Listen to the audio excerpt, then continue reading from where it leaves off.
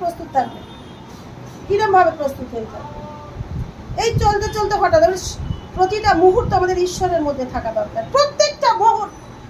কারণ আমরা এক মুহূর্ত যদি ঈশ্বর থেকে দূরে সরে যাই, আমাদের শয়তান তোলপাড় করে দেয়, আমাদেরকে দুর্বল করে দেয়, আমাদের চিন্তা ভাবনা সমস্ত কাজের পরিবর্তন করে দেয়।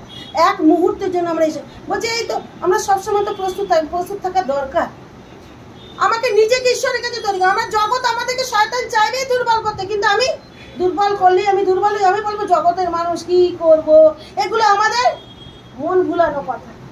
আমরা নিজেদের দুর্বলতাটাকে ঈশ্বরের কাছে বলে নিজেদেরকে কেটে বেরিয়ে যাবার চেষ্টা করি, যে এগুলো বলে ঈশ্বরের কাছে আমি বেরিয়ে যাব, কিন্তু ঈশ্বর এই কথা শোনার জন্য প্রস্তুত নয়। কারণ প্রভু তিনি বলছেন দুর্বলকে তিনি সবল করার ক্ষমতা রাখেন। তাই আজকের যখন আমরা দুর্বল, ঈশ্বর তখনই সবল করছেন। আর তিনি সেই জন্যই জগতে এলেন, আপন পুত্র ঈশ্বর সদাপ্রভু পাঠালেন।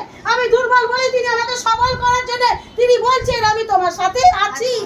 তাই তো আমরা যখন প্রার্থনা করি, ঈশ্বর আমাদের প্রার্থনা সকল পূরণ করেন। আমাদের নিরাশ হওয়া দরকার নেই।